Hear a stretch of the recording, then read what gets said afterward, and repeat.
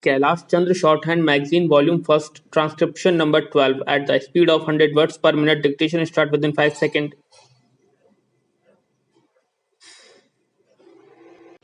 Start. I have no intention of giving a certificate about which my honorable friend Dr.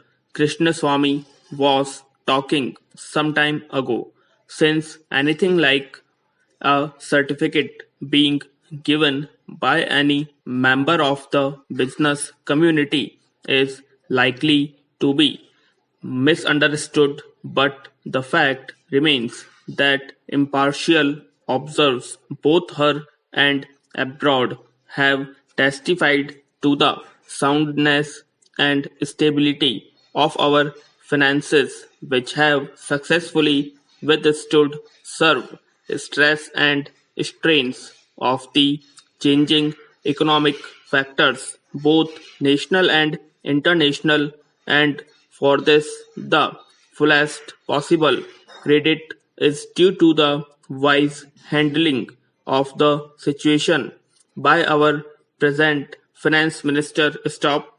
There have been criticism on both sides.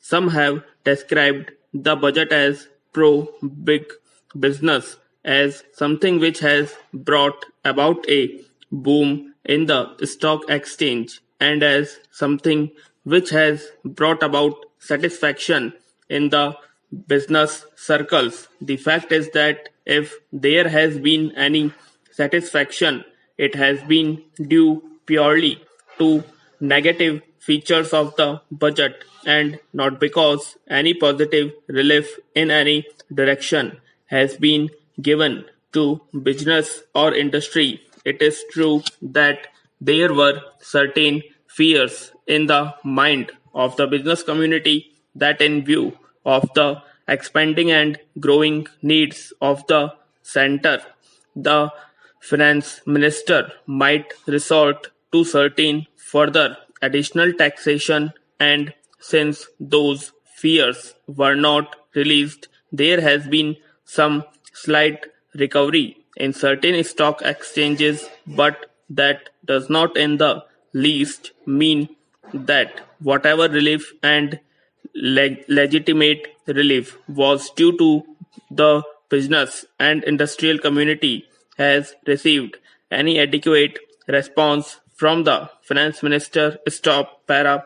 We have got to face the fact that we are at present engaged in the process of development. People who talk about UK and USA conveniently forget that these are the most highly industrialized countries in the world, and our taxation system, so long as we are engaged in expanding and building our economy, must be adjusted and linked with the requirement of the expanding economy and should not be compared with the high taxation levels that may be prevalent in UK and USA.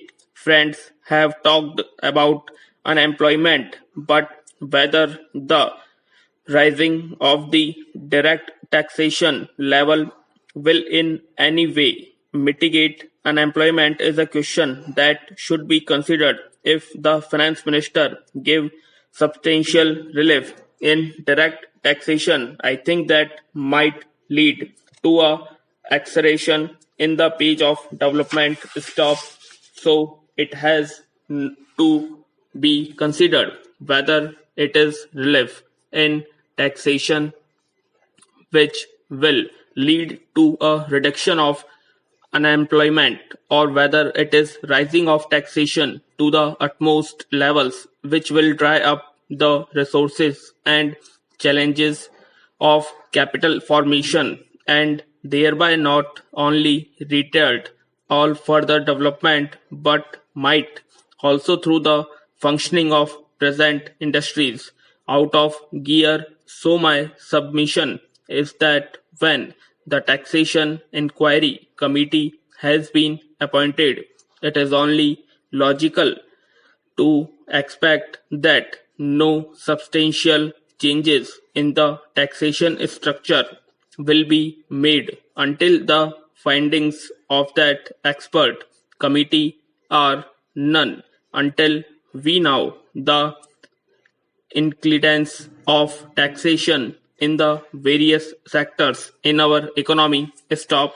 Now coming to the question of deficit financing, I am afraid that my esteemed friend's attitude was somewhat different from the line of opinion in the business and industrial community. Not that we advocate deficit financing for bringing any artificial rise in prices, but the fact is that those who have criticized deficit financing have not suggested any other alternative or made any other constructive suggestions which will bring about necessary development plans. After all, the fact has got to be faced that whatever program we have set out in the national plan should go on unimpeded by any financial considerations. Stop.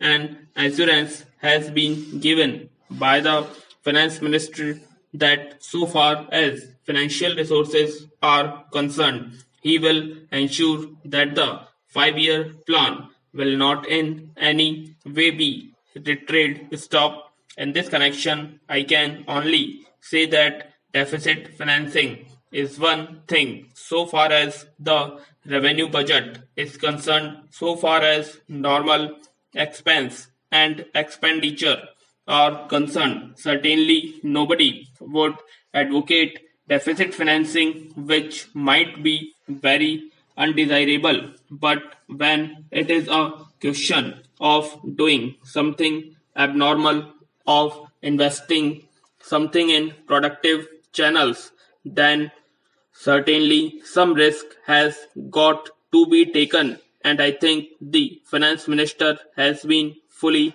cautious in talking whatever measures he has so far stopped para.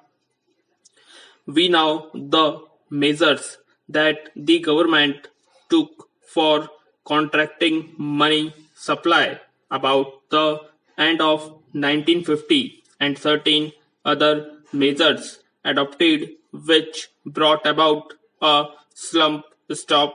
Also, from time to time, the finance minister did not hesitate to mop up the surplus, which, as the record would show, has been about rupees 300 crore during the past 4 or 5 years. Stop.